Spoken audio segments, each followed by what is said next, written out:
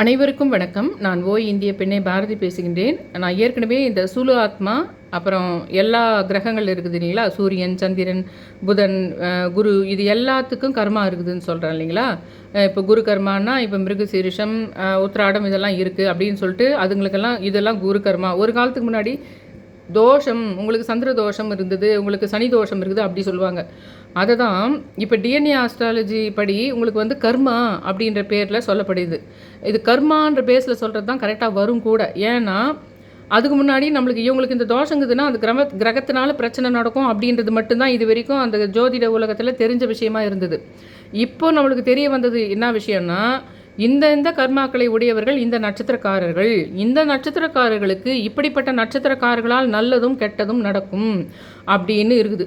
இது கூடவே சுலு ஆத்மான்ற ஒரு விஷயம் என்ன ஆகுதுன்னா, இந்த கர்மா பேஸ்லேயும் அது ஒரு வீட்லேயும் செயல்படுது.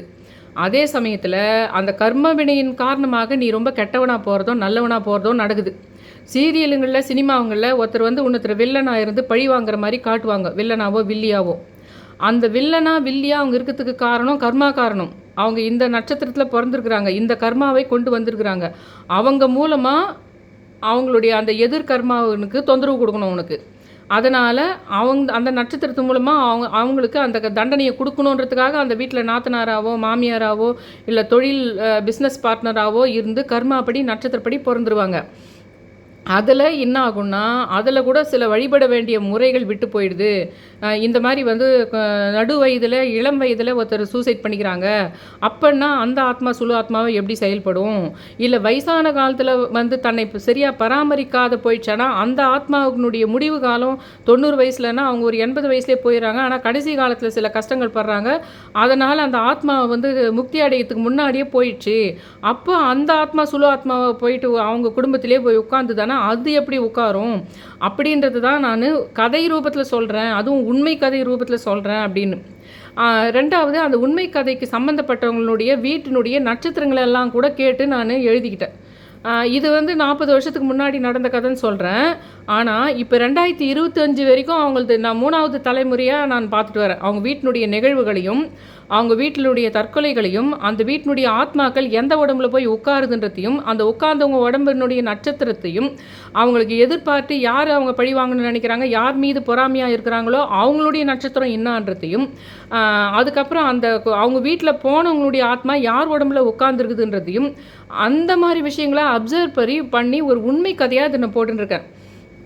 சொல்லப்போனால் இதுக்கு வந்து எனக்கு ஒரு பெரிய பணக்காராக நான் இருந்து பெரிய எனக்கு இது இருந்திருந்தால் இது அந்த சினிமாவாக எடுத்திருப்பேன் நான் இதை, இல்லைனா வெப் சீரிஸ் மாதிரி நான் எடுத்திருப்பேன் இதை. எனக்கு அந்த அளவுக்கெல்லாம் எனக்கு நாள் போயிடும். அதுக்காகலாம் என்னால் இன்வெஸ்ட் பண்ணுறதுக்கு வழி இல்லைன்றதுனால நான் யூடியூப்பில் இன்னும் சொல்லப்போனால் அனிமேஷன் மாதிரி ஆர்டிஃபிஷியல் இன்டெலிஜென்ஸ் மூலமாக நான் இது கூட பண்ணல. அது வந்து ஒரு வீடியோ மாதிரியோ ஒரு அனிமேஷன் கூட நான் பண்ணல. தம்ப்நெயில் மட்டும் ஓரளவுக்கு பார்க்கறதுக்கு நல்லா இருக்கும்னு அதை வச்சுட்டு அப்படியே ஒருத்தர் விஷயத்தை சொல்லிக்கிட்டே போனால் எப்படி இருக்குமோ, கதை கேட்டிங்கெல்லாம் எப்படி இருக்குமோ அந்த ரூபத்திலே நான் சொல்கிறேன். போன முறை நான் சொன்னதில் வந்து இந்த கதையில் முக்கிய புள்ளி அந்த அம்பிகான்றதை பற்றி சொல்லியிருந்தேன். அந்த அம்பிகாவினுடைய பெரியப்பா தான், அவர் தான் வந்து பல்ராம்ன்றவர், அவர் தான் நகைக்கடை ஆரம்பித்தார். அந்த வீட்டு வந்து வளமாக பெரிய இதுவாக வந்ததுக்கு காரணமே அந்த வீட்டினுடைய கன்னி தெய்வம். தாத்தாவுக்கு கூட பிறந்த ஒரு சின்ன ஏஜ் அட்டன் பண்ணாத கன்னி பொண்ணு போயிடுச்சு. அவங்க அதுக்கு துணி வச்சும் கும்பிட்றாங்க. அதனால தான் அந்த வீடு வந்து பெரிய அளவில் நகை வியாபாரம் செய்து 3 அடுக்கு மாடி கட்டுற அளவுக்கு ஒரு சித்தூருக்கு கிட்ட இருக்கிற ஒரு கிராமத்தில் பண்ணாங்க. ஆனால் தொடர்ந்து அவங்க ஒரு வீட்டில் பொண்ணு கொடுக்குறதும் பொண்ணு எடுக்கிறதும் தொடர்ந்து இன்றைக்கி 2025 வரைக்கும் நடக்குது. அதில் நடந்த அநியாயங்கள், கொலைகள், தற்கொலைகள் அப்படின்னு சொல்லிட்டு எக்கச்சக்கமாக இருக்கிறதுக்கு காரணமாகவும் சுலு ஆத்மா சம்பந்தமாகவும் தான் இன்றைக்கி நான் சொல்ல போகிற பார்ட்டில் முக்கியமான விஷயம் என்னன்னா, நான் சொல்கிறேன், ஒரு தற்கொலை பண்ணிக்கிட்டு ஒருத்தர் போயிடுறாங்க. அவங்க நம்ம தற்கொலை பண்ணிக்கிறதுக்கு காரணமே நம்ம அண்ணி தான், நம்ம பெரிய அண்ணனுடைய ஒய்ஃப் அண்ணி தான்னு அவங்க நினைக்கிறாங்க. ஆனால் அந்த உடம்புல அந்த ஆத்மா போய் உட்காந்துக்குது. இளம் வயசில் போனதுனால தான் அது ஆத்மாவாக இருக்குது. வயசாகி போக வேண்டிய வயசில் போயிருந்தால் அது சுலு ஆத்மாவாக வர முடியாது. அது இள வயசில் போகும்போது ஏக்கத்தோடு போச்சு. அது வந்து யார் அந்த மாதிரி பண்ணதுன்றதை தெரிஞ்சு போகுது. அதனால் யார் பண்ணாங்களோ அவங்க உடம்புல போயிட்டு உட்காந்துக்குது. இப்போது நம்மளுக்கு இது வரைக்கும் சினிமாங்களில் பார்க்கும்போதும் உலகத்தில் நம்ம பார்த்த கதைங்க கேட்ட கதைங்க எல்லாத்துலேயுமே நம்ம என்ன நினைப்போம்னா, அதுக்கு ஒரு ஆபத்து நேர்ந்ததுக்கு அவங்க தான் காரணன்றதுனால அவங்க உடம்புல உட்காந்து அது அவங்கள பழிவாங்க போகுதுன்னு தான் இது வரைக்கும் நீங்கள் உலகத்தில் இங்கிலீஷ் சினிமா வெப் சீரிஸுங்க உலகத்தில் இருக்கிற எல்லா சினிமாவிலையும் நீங்கள் அது மட்டும்தான் உங்களுக்கு தெரிஞ்சிருக்கும். ஆனால் அவங்களுக்கு தெரியாத ஒரு விஷயம் இந்த பார்ட் 3 கதையில், இந்த பார்ட் 3ல் நான் போடுற இந்த சித்தூர் நகை வியாபாரி கதையில் 3வது பார்ட்டில் நான் சொல்கிற விஷயம், இனிமேல் வேணால் நான் சொன்னதை பார்த்து காப்பி அடித்து ஓ இதுதான் காரணமா அப்படின்னு ஜோதிடர்களோ இல்லை ஆன்மீகவாதிகளோ கண்டுபிடிக்கலாம். ஆனால் அந்த உலகத்தில் முதல்ல இந்த விஷயத்தை நான் உங்களுக்கு சொல்கிறது நான் தான். பெருமைக்காக சொல்லலை, நான் தான். அது ஏன் கண்டுபிடிச்சேன்னா, அவ்வளோ தியானங்களும் அவ்வளோ சித்தர்களும் அவ்வளோ கடவுள்களும் பிரபஞ்சத்துக்கிட்ட எப்படி பேசுறதுன்னு தெரிஞ்சிருக்கிறதுனால எனக்கு பிரபஞ்சம் சொல்லி கொடுத்த ஒரு எத்தனையோ பூஜை முறைகளில் இதுவும் ஒன்று. அது என்னதுன்னா, இப்போது ஒரு ஆத்மா நம்மளை பழி வாங்கிச்சு அவங்களால தான் நம்ம செத்துட்டோம் தெரிஞ்சுதானா அந்த சுலு ஆத்மா அவங்க உடம்புல போய் உட்காருது. இந்த கதையிலே வர்றதே வந்து இப்போ அந்த அண்ணி உடம்புல தான் போயிட்டு அந்த நாத்தனாரனுடைய ஆவி தான் போய் உட்கார போகுது சுலு ஆத்மாவா. அப்போது அந்த நாத்தனாரை மட்டும்தான் அது போட்டு தள்ளுமா அப்படின்னா இல்லை. இதுதான் நான் சொல்கிறது, நான் கண்டுபிடிச்சது, எனக்கு பிரபஞ்சம் சொன்னது, எனக்கு கடவுள்கள் சொன்ன விஷயம். அது அந்த நாத்தனை யார் மேலே போட்டி போட்டுச்சோ அவங்கள மட்டும்தான் போட்டு தள்ள போதா அப்படின்னா இல்லை. அந்த அண்ணி உடம்புல போயிட்டு உட்காருது. ஆனால் அந்த அண்ணி ஒரு நல்ல பாசிட்டிவ் வைப்ரேஷன் இருக்கிறவங்களா நல்ல எண்ணங்களை கொண்டவங்களா இல்லை. அவங்க அந்த பொண்ணு உயிரோடு இருந்த வரைக்கும் அந்த பொண்ணு மேலே போட்டி இருந்தது. ஆனால் அந்த பொண்ணு போயிட்டு பின்னாடி அதுக்கு அடுத்தது தன்னுடைய கணவரின் கூட பிறந்த தம்பிகள் அவங்களுடைய மனைவிகள் அவங்க மேலே போட்டி மாறிடுது. ஆக மொத்தத்தில் சின்ன வயசுலேருந்தே அந்த அம்மா வீட்டில் அதுக்கு ஏற்பட்ட பாதிப்புகள், அம்மா வீட்டில் அதுக்கு நடந்த அநியாயங்கள், அதனால் சின்ன வயசுலேருந்தே மன ரீதியாக பாதிக்கப்பட்டு கர்மாவின் காரணமாக மிக மோசமான கர்மாவை அது போன ஜென்மத்தில் செய்த மோசமான கர்மாவை கொண்டு வந்ததுனால இந்த வீட்டில் ஒரு கெட்ட லேடியாக சினிமாவுங்களில் காட்டுற வில்லி மாதிரி அந்த லேடி மாறத்துக்கு காரணமாக போகுது. அப்போது அந்த லேடி உடம்புல தான் அது முதல் செஞ்ச வேலையினால் செத்து போனது அவங்க நாத்தனார். ஆனால் அந்த நாத்தனார் அந்த அண்ணி உடம்புல போய் உட்கார்ந்தா அந்த அண்ணி குடும்பத்தை தான் அழிக்க போதான்னு நீங்கள் எல்லாருக்கும் இது வரைக்கும் உலகத்தில் தெரிஞ்ச கதை. ஆனால் அது அவங்கள மட்டும் அழிக்காது. அந்த அண்ணிக்கு வேறு யார் மேலெல்லாம் போட்டி இருக்குதோ அதுக்கு ஹெல்ப் பண்ணுறதா அந்த சுலு ஆத்மா மாறிடும். அந்த சுலு ஆத்மா அந்த அண்ணியினுடைய குடும்பத்தை அண்ணியையும் போட்டு தள்ளும். ஆனால் அது எப்போ போட்டு தள்ளோன்னா ஒரு நாளில் போட்டு தள்ளாது, ஃப்யூச்சரில் போட்டு தள்ளும். ஆனால் இப்போதைக்கு அந்த சுலு ஆத்மாவுக்கு எந்த சக்தி இருக்குதுன்னா, அந்த அண்ணி உடம்புல ஒரு கேரக்டர்ஸ் இருக்குது பார்த்தியா, யாரை பார்த்தா பிடிக்கல, யார் பண்ணிடுறாங்க, யார் மேலுக்கு வந்துடுவாங்களோன்னு சொல்லிட்டு ஒரு எண்ணம், அதுக்குள்ளே ஒரு கொடூர குணம் இருக்குது பார்த்தியா, அந்த கொடூர குணங்களுக்கு உதவி பண்ணுறது தான் மாறிடும் அந்த சுலு ஆத்மா. அதாவது இந்த அண்ணி தான் கோபம் இருக்குது அவங்க அந்த தங்கச்சிக்கு. ஆனால் அந்த மற்ற 2 பேர் இன்னொரு அடுத்த அண்ணன் இன்னொரு அடுத்த தம்பி மேலே கோபம் இல்லை, அவங்க ஒய்ஃப் மேலெல்லாம் கோபம் இல்லை அந்த சியாமலாவுடைய சுலு ஆத்மாவுக்கு. ஆனால் அது அந்த அண்ணி உடம்புல போன காரணத்தினாலேயே அந்த அண்ணிக்கு இவங்க மேலெல்லாம் இருக்கிற போட்டிக்கு அவங்க என்னெல்லாம் பண்ணக்கூடாதுன்னு இது நினைக்குதோ அதுக்கு உதவக்கூடிய ஒரு தீய சக்தி பில்லி சூனியை வச்சு ஒரு தனக்கு ஓணுன்ற மாதிரிலாம் ஆட்டி படிச்சுக்குவாங்க பார்த்தீங்களா, அந்த மாதிரி அதுக்கே அந்த அன்னிக்கே உதவி செய்கின்ற ஒரு ஆத்மாவாகவும் அது செயல்படுகின்றது. ஏன் செயல்படுதுன்னா அது தீய சக்தி, அது ஒன்றும் கடவுள் சக்தி கிடையாது. இந்த வீட்டில் 1-2 இப்படியெல்லாம் இவங்க பண்ணுற அந்த சுலு ஆத்மாவும் அந்த அண்ணியினுடைய கொடூர குணங்களும் சேர்ந்து பண்ணுற அநியாயங்களுக்கு சில சமயத்தில் தடை விதிக்கப்பட்டோ அல்லது சில சமயத்தில் சில நல்லதுங்க அந்த வீட்டில் நடக்கிறதுக்கு காரணமே அந்த வீட்டில் தாத்தா கூட பிறந்த அந்த கன்னி தெய்வம் போச்சு பாருங்கள், கன்னியை, அந்த கன்னியினுடைய உதவினால தான் இது நடக்குதுன்னு சொல்லிட்டு எப்பாவது தடுக்குது அதை. ஆனால் நிறைய விஷயங்களை தடுக்காமையே அது காலம் கடந்து 30 வருஷம் 40 வருஷம் ஆயிட்டு அதனால் செத்தே கூட போயிருப்பாங்க. அதனால் இன்னும் நிறைய பேர் அந்த குடும்பங்களில் தற்கொலையே நடந்திருக்கும். இன்னும் நிறைய அந்த வீட்டில் அநியாயங்கள் செய்து முடிஞ்சிருக்கும். அதாவது சினிமாவில் காட்டுற மாதிரி கடைசி சமயத்தில் கிளைமேக்ஸில் போய் நல்லது பண்ணிவிடுவாங்க பார்த்தீங்களா, அப்படி பண்ண முடியல அந்த கன்னி தெய்வத்துக்கு.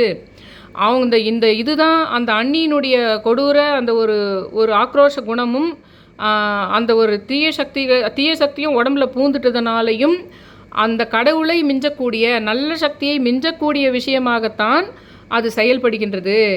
இதனால தான் நமக்கு எப்பவுமே இவங்க இவ்வளோ அநியாயம் பண்ணுறாங்களே, ஆனால் அவங்களுக்கு யாரை பிடிக்கலையோ, யாரை சபிக்கிறாங்களோ அவங்களுக்கெல்லாம் கெட்டது நடக்குதேன்னு நம்ம மைண்டில் இருக்கும். ஆனால் நம்ம அதை அப்படி சொல்ல மாட்டோம். இவங்களுக்கு மட்டும் நல்லதெல்லாம் நடக்குது, இவங்க வேண்டதெல்லாம் நடக்குது, அப்படி தான் நம்ம நினைப்போம். அவங்களுக்கு நல்லது நடக்காது. அது நம்ம மைண்டில் நம்மளுக்கு சொல்ல தெரியல அத்தை. அவங்களுக்கு யாரை பிடிக்கலையோ, யார் எதுவாக ஆகிடக்கூடாது, யாருக்கு எது கிடைக்கக்கூடாதுன்னு நினைக்கிறாங்களோ அது நடக்கும். ஆனால் நம்மளுக்கு தெரியும் இவங்க ரொம்ப கெட்டவங்களாக இருந்திருக்காங்க, இவங்க நிறைய சூழ்ச்சி பண்ணியிருக்கிறாங்க, இவங்க இவ்வளோ மோசமாக இருக்கிறாங்க, ஆனால் இவங்க விருப்பப்படி நடந்துருச்சு பத்தியா அப்படின்னு நம்மளுக்கு தோணும். அதுக்கு காரணமே இதுதான். அந்த மாதிரி ஒரு சபிக்கப்பட்ட ஒரு குடும்பத்தில் இந்த மாதிரி மகாலட்சுமியே எங்கள் வீட்டுக்கு வந்ததுன்னு சொல்லுவாங்க பார்த்தீங்களா. அந்த மாதிரி இந்த மாதிரி பேய் சக்தி இருக்கின்ற தீய சக்திகளை கொண்டுள்ள ஒரு பெண் அந்த வீட்டுக்கு வரணுன்றது நட்சத்திர கர்மாபடி நடக்கிற விஷயம். அந்த வீட்டுக்கு இந்த பெண் போகணும், இந்த கொடூர வில்லத்தனம்லாம் இந்த வீட்டுக்கு செய்யணுன்றதுக்கு காரணம் என்னன்னா, அந்த வீட்டில் இருக்கிறதுக்கு நிறைய பேர் போன ஜென்மத்தில் சில பாவங்களை பண்ணியிருக்காங்க. அதுக்கு இந்த அண்ணின்றவங்க கேரக்டர் மூலமாக அந்த வீட்டில் இருக்கிறவங்கள வாழ்க்கையை நிம்மதியாக வாழ முடியாமல் பண்ணுறதுக்கு போகுது. அதை முதல் வேலையாக இது பண்ணது. இதனால் இந்த அம்மாவால் அந்த நாத்தனார் சூசைட் பண்ணிக்குது. ஆனால் அதுக்கு அடுத்த கட்டம் என்ன நடக்குதுன்னா, அந்த ஆத்மா இந்த அம்மா உடம்புலேயே உட்காந்து இந்த 2 பேருமே சேர்ந்து அந்த ஒட்டுமொத்த குடும்பத்தையே நிறைய ஸ்பாயில் பண்ணுற மாதிரி இருக்குது. எக்ஸாம்பிள் நான் ஒன்று சொல்கிறேன், இப்படி சொன்னால் உங்களுக்கு புரிஞ்சிடும். இப்போ நான் கதைக்குள்ளே போகிறதுக்கு முன்னாடியே இது மாதிரி சொல்லிகிட்ருக்கேன். இந்த எபிசோடினுடைய மெயின் முக்கியத்துவத்தை சொல்லிகிட்ருக்கேன். இப்போ நான் கதைக்குள்ளே போகல, இன்னொரு விஷயம் சொன்னால் உங்களுக்கு நல்லா புரியும்.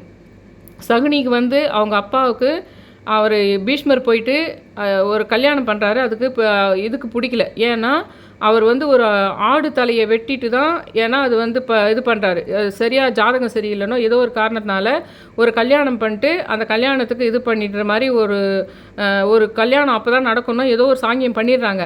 ஆனால் ஆக மொத்தத்தில் அது ஒரு விதவை மாதிரி இதை கணக்கு தானே, அது எப்படி நீங்கள் எங்களுக்கு பண்ணலாம் அப்படின்றதுக்கு என்ன பண்ணிடுறாருன்னா, பீஷ்மர் போய் ரொம்ப அவங்களுடைய குடும்பத்தையே இது பண்ணிடுறாரு. அந்த மாதிரி ஒரு பொண்ணு போய் நீங்கள் இந்த மாதிரி ஒரு சடங்கு பண்ண பொண்ணை போய் நீங்கள் எப்படி எங்களுக்கு தரலாம் அப்படின்னு இருக்குது. ஆனால் பாண்டியன் சார் வேறு விஷயம் சொல்கிறாரு. ஆனால் உலகத்துக்கு எல்லாருக்கும் தெரிஞ்ச விஷயத்தை பற்றி தானே நான் சொல்ல முடியும், அதனால் அது சொல்கிறேன். ஆனால் சகுனிக்கு என்ன ஆகுதுன்னா, நம்ம அப்பாவை நம்ம குடும்பத்தையே சிறையில் போட்டு அடைச்சி பயங்கரமாக இது பண்ணாங்கல்ல, அதனால் நம்ம தங்கச்சி அந்த இடத்துல கொடுத்து வச்சுருக்குது, நம்ம அக்காவையோ தங்கச்சியோ அந்த இடத்துல கொடுத்துருக்குது.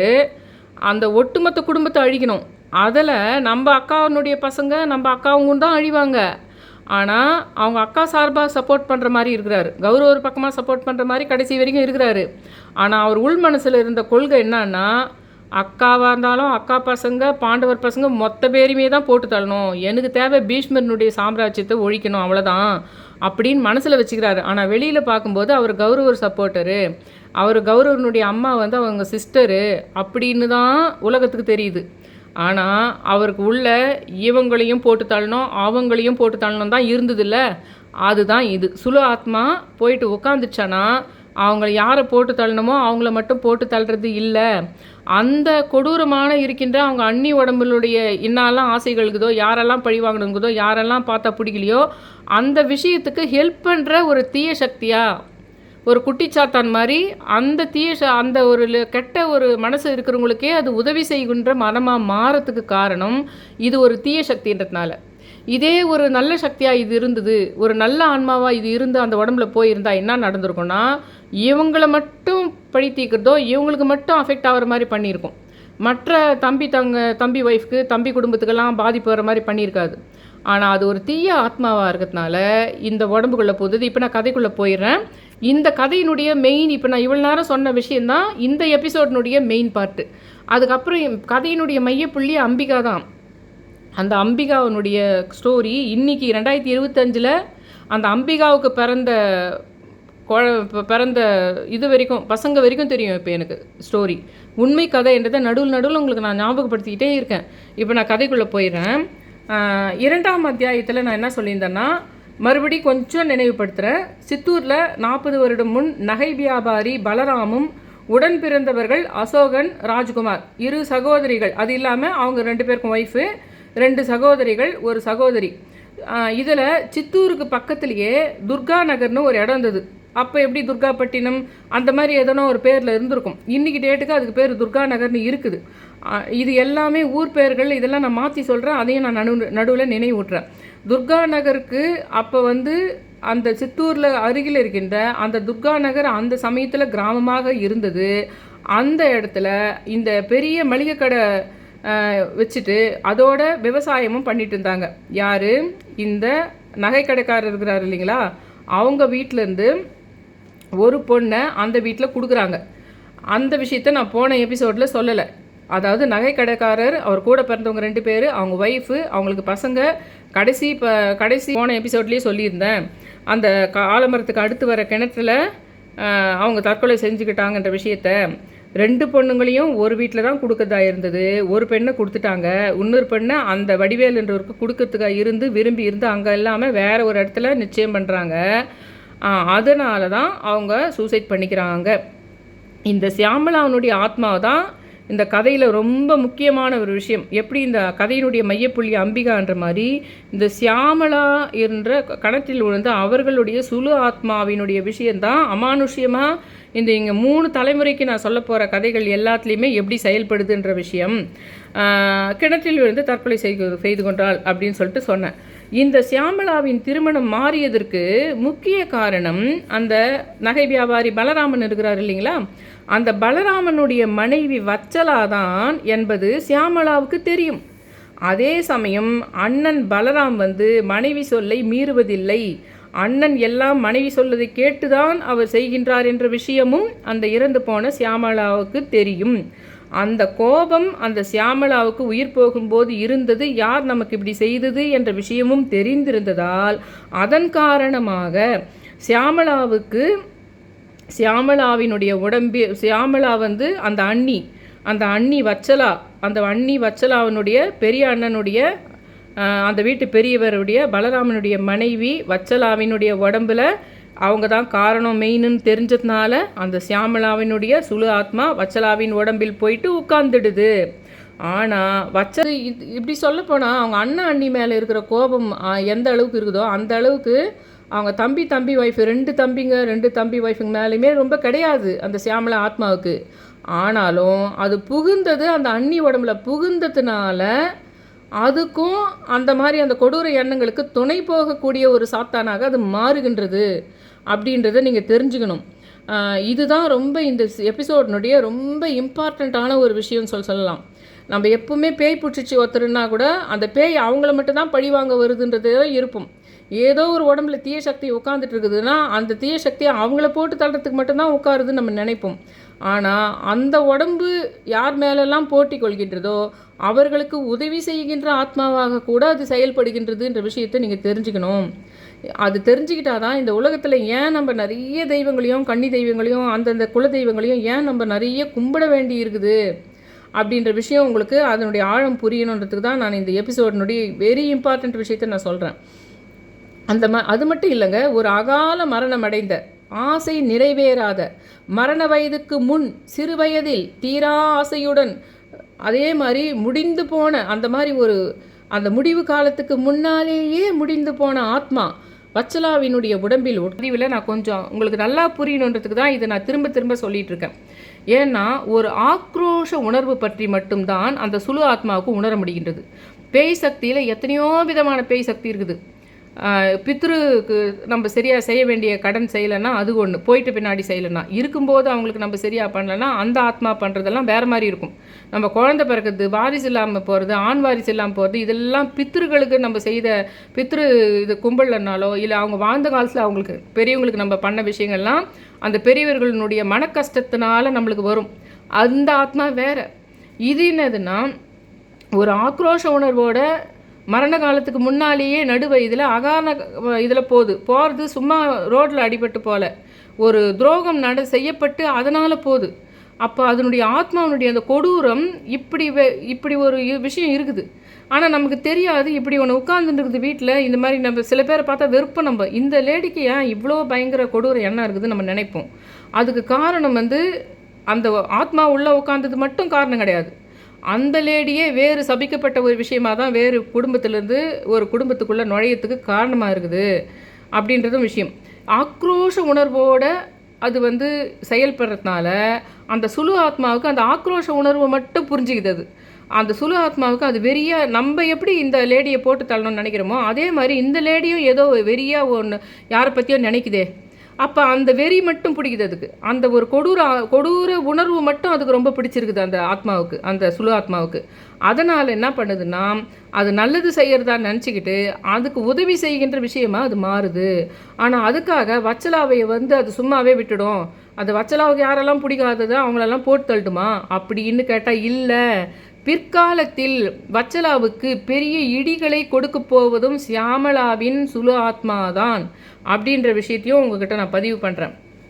சியாமளா வச்சலா, சியாமளா, வச்சலா இந்த இரு ஆத்மாக்களின் விளைவாக கடைசி தம்பி ராஜ்குமார் சுந்தரிக்கு ஒரு பிள்ளை பிறக்குது. எப்போ இந்த இந்த சியாமளா தற்கொலை பண்ணிக்கினதுக்கு அப்புறமா நடந்த விஷயம் அது என்னதுன்னா, ராஜ்குமார் சுந்தரிக்கு ஒரு பிள்ளை பிறக்குது. அந்த குழந்தை ஒரு 3 வயசில் காய்ச்சல் அதிகமாகி டவுனுக்கு கூட்டின்னு போகிறாங்க. அப்போல்லாம் இதுதான் வண்டி கட்டிட்டு போகிறது, குதிரை வண்டி அந்த மாதிரி இருந்த காலத்தில் காய்ச்சல் அதிகமாகி டவுனுக்கு கூட்டிகிட்டு போகிறாங்க. அதுக்கு பின்னால் அவங்களுக்கு பிள்ளையே வேணான்னு அதுலேயே அந்த மனவலியிலேயே இருந்து என்ன பண்ணிட்டாங்கன்னா, குழந்தையே வேணாம் அப்படின்ற மாதிரி அவங்க இருந்தாங்க. இந்த வச்சலாவுக்கு சுந்தரி மீதும் போட்டி இருந்தது. அதாவது தன்னுடைய 2வது மச்சினன் மட்டும் இல்லாமல் 3வது மச்சினன் ராஜ்குமார் சுந்தரி மீதும் போட்டி இருந்தது.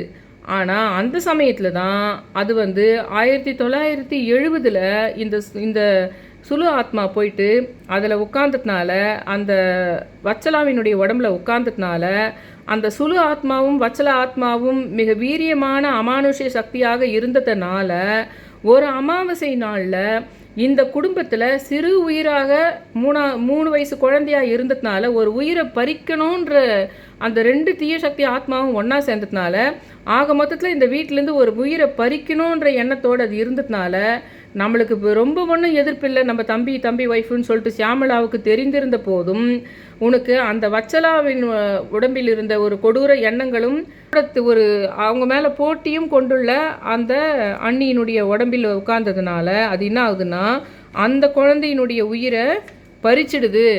அதாவது அதுக்காக அவங்க வீட்டில் குலதெய்வம் கும்பிட்றாங்க, அவங்க வீட்டில் கன்னி தெய்வம் கும்பிட்றாங்க. ஆனால் தடுக்க முடியல. சினிமாவில் கிளைமேக்ஸில் போய் தடுக்கிற மாதிரி ஒரு விஷயம் நடக்கலை. தலைக்கு மேலே வெள்ளம் போயிடுது. அந்த மாதிரி விஷயங்கள் எல்லா குடும்பத்துலேயும் நடந்துட்டு தான் இருக்குது. அதுக்கு காரணம் இந்த விஷயங்களை எல்லாம் நீங்கள் கவனிக்கணும் இந்த கதை மூலமாக அப்படின்றது சொல்கிறேன். சரி, இப்போது கதையினுடைய முக்கிய புள்ளியான அம்பிகா என்ன செய்திருக்கிறாங்கன்னு நம்ம பார்க்கலாம். இப்போ இந்த கதையினுடைய முக்கியமான அந்த சுலு ஆத்மாவினுடைய ஒரு விஷயத்தை பார்த்துட்டோம். இப்போ இந்த கதையினுடைய முக்கிய புள்ளி அம்பிகான்றதுனால ஒவ்வொரு எபிசோட்லேயுமே அவங்கள பற்றி கொஞ்சம் பார்த்துட்டு அதுக்கப்புறம் நம்ம நகரலாம். சரி, இப்போ நம்ம ஜன்னல் வழியாக போயிட்டு எட்டி பார்ப்போம். வாவ், என்ன மாதிரியான ஒரு அழகு! கருப்பு பாவடையில் ஜரிகை பார்டர் போட்ட, மஞ்சள் ஷிஃபான் தாவணியில் கருப்பு ஜாக்கெட்டில் ஜரிகை பார்டர் போட்ட, மஞ்சள் மணியும் கருப்பு மணியும் மாற்றி மாற்றி கோர்க்கப்பட்ட மணி கழுத்தில் காதில் ஜிமிக்கி, அதே மாதிரி அவங்களுடைய ஒரு அழகான ஒரு சற்று உயரமான அதே சமயத்தில் நல்ல வடிவத்தோடு இருக்கின்ற நல்ல முடி அடர்ந்தும் ஒன்று லேசான சுருளோடு, அதிக சுருள் என்று சொல்ல முடியாது, மிக லேசான சுருளோடு அவர்கள் கண்ணாடியை முகம் பார்த்து கொண்டிருந்த அம்பிகா தன்னை அழகுபடுத்தி கொண்டு இருந்திருந்தாள். பல வண்ண சாந்து டப்பாவை எடுத்து அதில் இருக்கின்ற மஞ்சள் நிற சாந்து பொட்டை எடுத்து அதை சுற்றி அதில் கருப்பு சாந்து பொட்டை எடுத்து அதை சுற்றி புள்ளிகள் வைத்து அந்த நெற்றி திலகத்தை அவள் வைத்து கொண்டிருந்தாள். என்ன ஒரு நல்ல ஒரு சென்ட்டு வாசனை வருது! இதெல்லாம் யார் இவளுக்கு கொடுக்குறாங்க? இந்த அம்பிகாவுக்கு யார் இந்த சென்ட்டு, இந்த சாந்து பொட்டு, இந்த அழகான தாவணி இதையெல்லாம் யார் இவளுக்கு ஏற்படுத்தி கொடுக்கிறார்கள்? அந்த வீட்டில் பல பெண்கள் இருக்கின்றார்களே. அந்த வீட்டினுடைய மூத்தவருக்கு 5-6 பெண்கள் இருக்கின்றாளே, 4-5 பெண்கள் இருக்கிறார்களே. ஆனால் இந்த பெண் பார்ப்பதற்கு அழகாக இருப்பதோடு மட்டுமில்லாமல் இதையெல்லாம் இவளுக்கு வாங்கி தருவது யார்? வாங்கி தந்தால் கூட இவள் எப்படி இவற்றை அவதை சீராக சரி செய்து கொள்கின்றாள், எப்படி தன் ஆடைகளை அமைத்து கொள்கின்றாள் என்பதை பார்ப்பதற்கு மிக ரசனையுடையதாக, இவளை பார்ப்பதற்கு மிகவும் ஏதோ ஒரு நல்ல ஒரு கடவுள் சக்தி இவளிடம் இருக்கின்றது போல நமக்கு தெரிகின்றது. இதெல்லாம் யார் இவளுக்கு கொடுக்குறாங்கன்னு கேட்டால் சுந்தரி சித்தி இருக்கிறாங்க. அந்த வீட்டினுடைய கடைசி தம்பி ராஜ்குமாரனுடைய மனைவி சுந்தரி சித்திக்கு அவருடைய உடன் பிறந்தவர் துபாய்க்கு போயிட்டு வராரு. அவங்க கொடுக்குறத அது எல்லாமே அது இல்லாமல் அவங்களுக்கு வேறு யார் யார் அவங்களுக்கு அம்மா வீட்டிலேருந்து கொடுக்குறாங்களோ அந்த 3 வயது குழந்தை போயிடுச்சுன்றதுனால அவங்களுக்கு என்னென்னலாம் கொடுக்குறாங்களோ அதையெல்லாம் அம்பிகாவுக்கு இவங்க கொடுத்து விடுவதோடு அம்பிகா மீது இவர்களுக்கு அக்கறையும் இருக்கின்றது. சரி, ஏன் அப்போ மூத்தவனுடைய பெண்கள் மீது அக்கறை அவ்வளவாக இல்லையா என்பதற்கு மிகுந்த ஆழ்ந்த காரணங்கள் இருக்கின்றது. அதுக்கான காரணத்தை அடுத்தடுத்து வர எபிசோடில் நம்ம பார்க்கலாம். ஏன் இவங்களுக்கு அம்பிகா மேலே அவ்வளோ அக்கறை வந்ததுக்குன்றதுக்கு காரணம், அந்த மூத்தவர் இப்போவே நான் சொல்லி தான் இருக்கிறேன், அவங்க மேலேயும் போட்டி இருந்தது அந்த அச்சலான்றவங்களுக்கு அப்படின்னு சொல்லிட்டு. அது இவங்களுக்கு தெரிந்து தான் இருந்தது. அதோடு தன் மகனுடைய அதுக்கு முன்னாடி தன் மகன் போவதற்கு முன்னால் நடந்த சில நிகழ்வுகள் ரொம்ப மனவேதனையை கொடுத்ததுனாலையும் காரணம், அந்த பெரிய அண்ணனின் அந்த வீட்டின் மூத்தவனுடைய பிள்ளைகள் மீது சுந்தரிக்கு அவ்வளவாக பற்றில்லாமல் போனது காரணம். அதனால் மேலும் அம்பிகாவினுடைய சில பழக்க வழக்கங்களும் அவர்கள் இந்த பாசத்தை அவர்களிடம் காட்டுவதற்கு காரணமாக இருந்தது. அந்த மாதிரி 2வது சுந்தரிக்கு தன் குழந்தை போனதுக்கு காரணம், அன்னைக்கு தேதிக்கு அவங்க கையால் அந்த குழந்தைய கொல்லலை, அது ஜுரம் தான் போச்சு, அதில் எந்த மாற்றமும் கிடையாது.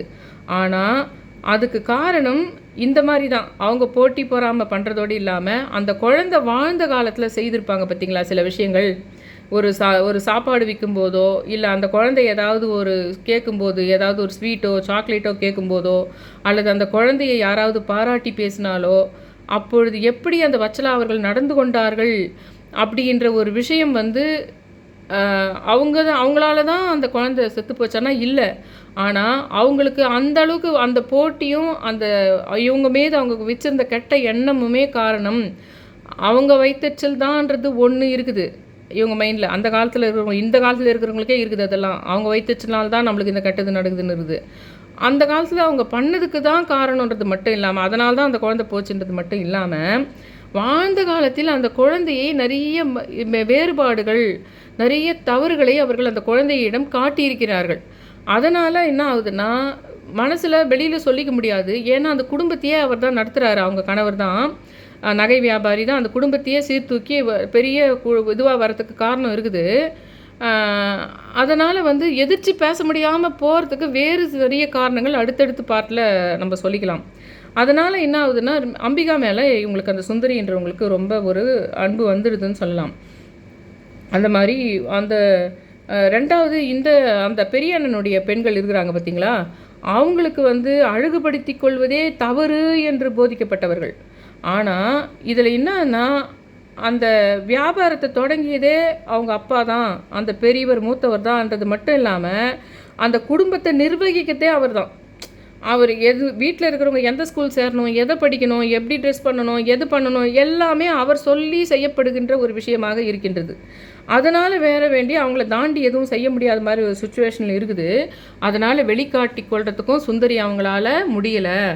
அது மாதிரி 2வது நான் மறுபடியும் ஞாபகப்படுத்துகிறேன், மறந்து விடாதீர்கள், இது உண்மை கதை. அந்த வீட்டுக்கு போகணும். சாராவை திருமணம் செய்து கொடுத்த ஞானசேகர் அப்பாவின் தம்பியைத்தான் வடிவேலு என்பவரை விரும்பி அவரை மணக்க முடியாததால் தான் சியாமளா ஆலமரம் அன்னைக்கு சியாமளா ஆலமரம் அருகே இருக்கின்ற கிணத்துல தற்கொலை செய்து கொண்டது. ஏற்கனவே தன் அக்காவை மட்டும் அந்த வீட்டில் மணமுடிக்க சம்மதித்த வச்சலா அண்ணி இப்போது தன் 2ஆம் மகளை அதே வீட்டில் துர்கா நகரில் மளிகைக்கடை விவசாயம் செய்யும் வீட்டில் பல்ராமும் வச்சலா அண்ணியும் அவர்கள் தன் 2வது மகளை திருமணம் செய்து கொடுத்தனர் என்பதால் வச்சலாவை பழிவாங்கவும் சாரா உடலில் அதை வச்சலாவை பழிவாங்கவும் போனது. அதே சமயத்தில் சாரா உடம்பிலும் இறங்கியது. அதே சமயத்தில் அந்த சாராவின் வீட்டுக்குள் அந்த துர்கா நகரில் இருக்கின்ற வீட்டுக்கும் நம்ம போனோம். அதே சமயத்தில் இவர்கள் ஒட்டுமொத்த ஆட்களை பழிவாங்கவும் செய்யணுன்ற எண்ணத்தோடு தான் 1980 இந்த சுலு ஆத்மா அதில் இறங்குது. ஆனால் வச்சலாவினுடைய குணம் எப்படி இருக்குதோ, வச்சலாவினுடைய குணம் எப்படி இருந்ததோ அந்த மாதிரி 10 மடங்கு கொடூரமாக சாரா மனம் இருந்ததால் தான் அது கூட சேர்ந்து கொடூரமாக வீட்டில் பல பாலிடிக்ஸ் பண்ணி பல பேர் செத்து போனாங்க, பல பேர் இதானாங்க. அதுக்கப்புறம் அது என்ன பண்ணுதுன்னா, ஏன் 2வது பொண்ணு சாரா உடம்புல உட்காருதுன்னா, 2வது பொண்ணு போகிற வீடும் அதே வீடு தான், தான் கல்யாணம் பண்ணின்னு போகணும்னு நினச்ச வீடு தான். அதே சமயத்தில் அந்த ஒரு காரணத்துக்காக மட்டும் அது சாரா உடம்புல போல எப்படி அவங்க அம்மாவினுடைய கொடூர வெள்ள குணங்கள் இருக்குதோ அது எல்லாமே அந்த சாராவுக்கும் இருக்குது. சாராவும் அந்த மாதிரி பயங்கர குணங்களை கொண்டிருக்குது. இதே சாராவினுடைய அக்காவை வந்து உங்களுக்கு உமான்றவங்கள வந்து ஒரு கவர்மெண்ட் ஆஃபீஸருக்கு கல்யாணம் பண்ணி கொடுத்துட்டாங்கன்னு போன எபிசோட்லேயும் சொல்லியிருந்தேன். அவங்களுக்கெல்லாம் அவ்வளோ கிடையாது, அவங்களுக்கெல்லாம் இந்த அளவு கிடையாது. அவங்க அம்மாவினுடைய குணத்தை முழுசுமாக 10 மடங்கு கொண்டு இருக்கின்றது சாராவினுடைய குணம்தான். அதனால் என்ன பண்ணுதுன்னா 10 வருஷம் கழித்து சாரா கொடூரமான மனம் இருக்கிறதும் காரணம் நான் அந்த நம்ம கல்யாணம் பண்ணின்னு போன வீட்லேயே தான் அதையும் கல்யாணம் பண்ணி கொடுத்துருக்காங்க. என்னை தடை பண்ணிட்ட அந்த வடிவேலுன்றவங்களை கல்யாணம் நான் பண்ணி நான் அந்த வீட்டுக்கு போகணுன்றத தடை பண்ணிட்டேன். ஆனால் அதே வீட்டில் நீ சாரான்றவளை இந்த ஜென்ரேஷன்லேயும் 10 வருஷம் பொறுத்து நீ கொடுக்குற இல்லையா அப்படின்னும் இருக்குது. ரெண்டாவது, நிறைய பேரை பழி வாங்கணும்னா வச்சலா உடம்பில் இருக்கின்ற தீய சக்தி போலவே சாராவும் நிறைய வில்லத்தனங்களை கொண்டிருப்பதால் சாராவின் மனம்தான் நம்ம உட்காருவதற்கு ஏற்ற ஒரு சிம்மாசனமாக அது இருக்கும் என்றதுனால தான் 1980 10 வருடம் கழித்து அவங்க 2வது பெண்ணை அந்த வீட்டில் திருமணம் செய்து கொடுத்த பின்னாடி அதில் போய் அதை வந்து தடுக்கிற மாதிரி செய்யறதுக்கு சக்தி அதுக்கு கிடையாது. அது ஒரு தீய சக்தியாக முடியுது அந்த மாதிரி. அதாவது அவங்க தாத்தாவுடைய உடன் பிறந்த இளம் வயதில் போன கார்த்திகை, உத்திரம், உத்திராடம் நட்சத்திரத்தோடு சம்பந்தப்பட்ட கன்னி தெய்வமாக 2ஆம் குலதெய்வமாக சிவகாமின்ற ஒரு பொண்ணுன்னு சொன்னேன் பார்த்தீங்களா போன எபிசோடில். அந்த சிவகாமி உதவினால்தான் சில 1-2 நடக்குது 5 வருஷத்துக்கு ஒரு முறை 10 வருஷத்துக்கு ஒரு முறை பெரிய பெரிய ஆபத்துங்களை தடுத்து 1-2 நல்ல விஷயங்கள் தான் அதனால் நடக்குது. ஆனால் சியாமளாவின் ஆத்மா உனக்கு பிடிக்காத ஒரு விஷயம் வந்து அவங்க வீட்டில் நடக்க போகுதுன்னு சொல்லுது. ஆனால் அவங்க சொந்த தம்பி ஒய்ஃபு அவங்கெல்லாம் அவங்கள பார்த்தா பிடிக்காமலாம் இல்லை சியாமளாவுடைய ஆத்மாவுக்கு. ஆனால் சியாமளா வந்து அவங்க உடம்புல உட்காந்துக்கிட்டனால உனக்கு அவங்கள பார்த்தா பிடிக்காதுல்ல, உனக்கு அவங்களுக்கு ஏதோ நல்லது நடந்துட போகுதுன்னு பயப்படுறல்ல, அவங்க வீட்டில் ஏதோ ஒரு நல்லது நடக்க போகுது, போயிட்டு அவங்க வீட்டில் போ, இப்போவே போ, அவங்க வீட்டில் போயிட்டு ஏதாவது ஒரு பொருளை கேளு, போய் பாரு, அவங்க வீட்டுக்கு ஏதோ ஒரு நல்லது நடக்கிறதுக்கு போகுது, நீ போன்னு சொல்லிட்டு அந்த ஒரு அம்மா உடம்புல இருந்தப்பவும் சரி, பொண்ணு உடம்புல இருந்தப்பவும் சரி, இவங்க யார் வீட்டில் நல்லது நடந்துடக்கூடாதுன்னு நினைக்கிறாங்களோ அதுக்கு சமிக்ஞையே கொடுக்குது அந்த சுல ஆத்மா. அவங்க உடம்புல ஒரு சமிக்ஞையே கொடுக்குது. அதாவது இவங்களுக்கு தெரியாமையே அவங்க பண்ணால் கூட இவங்களுக்கு தெரிஞ்சு போச்சு, இவங்களுக்கு வச்சலா அவங்களுக்கு தெரிஞ்சு செய்யக்கூடாது, தெரிஞ்சாவே கெடுத்துருவாங்க, நம்ம இது ரகசியமாக பண்ணலான்னு நினச்சா கூட இதுக்கு ஒரு தீய சக்தி கடவுள் சக்தி மாதிரி ஒரு சக்தி இருக்கிறதுனால அவங்க வீட்டில் நீ வேணான்னு நினைக்கிற இடம் ஒன்று விஷயம் நடக்க போகுது, இப்போவே அந்த வீட்டுக்கு போ, அப்போ உனக்கு அது தெரிய வரும்னு சமிக்ஞையே கொடுக்குது. அந்த வச்சலாவுக்கும் சரி அந்த சாராவுக்கும் சரி சமிக்ஞை கொடுக்குற அளவுக்கு போகுது. இப்படி தான் செயல்படுது அப்படின்றது. ஏன் குலதெய்வம் வேணும், ஏன் கன்னி தெய்வம் வேணும், எதுக்கு 2வது குலதெய்வத்தை நம்ம கும்பிடணும், ஏன் நம்ம முருகனை, சிவனை, விஷ்ணு, சித்தர்கள் எல்லாம் கும்பிடணும்னா இப்படி பழிவாங்க துடிக்கின்ற இந்த துர்மரண ஆத்மாக்கள் யாரை பழிவாங்க யார் உடலில் இறங்கியதோ அவர்களை பழிவாங்கும் வேலை மட்டும் அது செய்யறது கிடையாது. 30 வயசு 50 வயசு ஆன பின்னாடி எல்லாமே இழந்த பின்னாடி தான் அந்த விஷயமே புரிய வரும். அந்த அளவுக்கு சக்தி இருக்குது அந்த சுலு ஆத்மாவும் சரி, இந்த தீய சக்தி மாதிரி இருக்கின்ற அந்த தீய எண்ணங்களை கொண்ட கர்மா பேஸில் வர்ற இந்த ஆத்மாக்களும் சரி. அப்புறம் நம்மளால் நடந்துட்ட பின்னாடி 40 வருஷம் பொறுத்து தான் இது புரியுதுன்ற பின்னாடி ரிவர்ஸ்லேயே நம்ம வர முடியாது. தவறுகள் நடந்து பல உயிர் சேதங்கள், பல வாழ்க்கை விபரீதங்கள், பல துரோகங்கள் நடந்து முடிஞ்சு 10 வருஷம் பொறுத்து தான் தெரியவே வரும் அப்படின்றத விஷயத்தை நான் சொல்கிறேன் உங்களுக்கு. நான் வந்து இந்த ஏன் இதில் வந்து நான் வந்து ரொம்ப கதையில் கான்சன்ட்ரேட் பண்ணி கதையை கடகடான்னு சொல்லின்னு போகாமல் சொன்னனோ, நீங்கள் அடுத்த எபிசோட்லேருந்து கூட நான் உங்களுக்கு கதையில் போயிடுவேன். நான் அம்பிகான்றவங்க வந்து என்ன பண்ணாங்க, அவங்க எந்த கோர்ஸு சேரணும்னு நினச்சாங்க, அப்போ அவங்களுக்கு என்ன தடையாக இருந்தது, அப்போ எதை பண்ணலான்னு நினச்சாங்க, அப்புறம் எப்படி அவங்களுக்கு கல்யாணத்தை வந்து பண்ணாங்க, ஏன் பண்ணாங்க, அவங்களுக்கு பிடிக்காத கல்யாணத்தை இந்த ஜென்ரேஷன்லேயும் அவங்களுக்கு பிடிக்காத கல்யாணத்தை வந்து யார் பண்ணுறாங்க, ஆனால் அந்த பிடிக்காத கல்யாணம் நடந்த பின்னாடியும் அங்கே போயிட்டு என்ன நடக்குதுன்றதெல்லாம் அது ஒரு கதை மாதிரி நம்ம முக்கியமான விஷயங்களை அடுத்த எபிசோடுன்னு சொல்லலாம். இந்த ஒட்டுமொத்த எபிசோடுங்களில் ஆழமான விஷயமே நான் இன்றைக்கி சொன்ன அந்த சுலு ஆத்மாவனுடைய வேலை. ஒரு தீய சக்தி உடம்புல சேர்ந்துச்சானா அது எப்படி செயல்படுது போதோ அப்போ ஒன்றா அவங்க வீட்டில் நடந்த பல விஷயங்கள். ஒருத்தர் மேலே போட்டி இருந்தால் ஒரு மனுஷன் எத்தனைலாம் பிளான் பண்ணி எவ்வளோலாம் பண்ணுவான். டெய்லி நடக்கும். ஒரு வருஷத்தில் எத்தனை நாள் இருக்குதோ அதில் டெய்லி அந்த காய் நகர்த்துற வேலை நடந்துக்கிட்டே இருக்கும். அந்த குடும்பமே மேலுக்கு வந்ததுக்கு காரணம் ஒன்றா இருக்கும். அந்த ஒட்டுமொத்த குடும்பம் மேலே பாசத்தை வச்சுட்டு இருந்த அந்த பலராமனே எப்படியெல்லாம் மாறுறாரு அப்படின்ற விஷயங்கள்லாம் நம்ம பார்ப்போம். ஆனால் அப்போல்லாம் இந்த சுலு ஆத்மாவை பற்றிலாம் நான் ரொம்ப இன்றைக்கி பேசின அளவுக்கு நான் சொல்லிகிட்டு இருக்க மாட்டேன். அது கதையில் போயிடலாம் அப்போ ஃபுல்லாக. ஆனால் அது இன்றைக்கி நான் சொன்ன விஷயம் மட்டும் இந்த கதை ஃபுல்லாக நீங்கள் ஞாபகம் வச்சுக்கணுன்றது சொல்கிறேன். கடவுள் சக்திக்கு இணையாக தீய சக்தியால் செயல்பட முடியுன்றத விஷயத்தையும் நீங்கள் தெரிஞ்சுக்கணும். கடவுள் சக்தி தான் உலகத்திலே பெருசு நீங்கள் நினைக்கிறீங்கல்ல, கடவுள் சக்திக்கு இணையாக தீய சக்தியால் செயல்பட முடியும். ஏன்னா பல கெட்டதை தடுக்க நிறுத்தலையே, நடக்கணும்னு பிளான் பண்ண பல தவறுகள் தடுத்து நிறுத்தப்படவே இல்லையே. அப்படின்னா அப்போ தீய சக்திக்கு அவ்வளோ சக்தி இருக்குதுன்னு தானே அர்த்தம். அதுக்கு தான் நான் சொல்கிறேன். இதே இந்த வீட்டு கதையினுடைய இன்றைக்கி 2025 திரும்ப திரும்ப அந்த சித்தூருக்கும் இது சம்மந்தம் நடத்திக்கிட்டே தான் இருக்காங்க. அதே வீட்டில் அந்த துர்கா நகர் வீட்டுக்கும் அந்த சித்தூர் வீட்டுக்கும் இன்றைக்கி வரைக்கும் வந்து அந்த போட்டி தொடர்ந்து தான் இருக்குது. பொண்ணை கொடுக்குறது பொண்ணு வாங்குறது அந்த நடந்துக்கிட்டே தான் இருக்குது.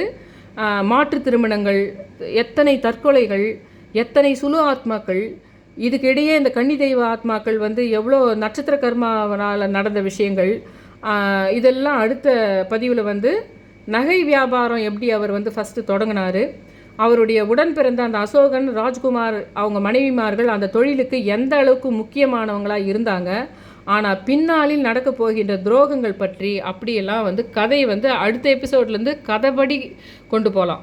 ஆனால் ஏன் இந்த கொடூரங்கள் ஒரு வீட்டுக்குள்ளே நடக்குதுன்றதுக்கு இன்றைக்கி நான் சொன்ன விஷயம் உங்களுக்கு எந்த அளவுக்கு நான் என்ன சொல்ல வந்தேன்னு புரிஞ்சுதுன்னு மட்டும் தயவுசெய்து நீங்கள் கமெண்ட் செக்ஷனில் போடுங்கன்னு சொல்கிறேன். என்னோடய சேனலை சப்ஸ்கிரைப் பண்ணுங்கள், ஷேர் பண்ணுங்கள், லைக் பண்ணுங்கள். ரொம்ப ரிக்வஸ்ட் பண்ணி கேட்டுக்கிறேன். Thank you all.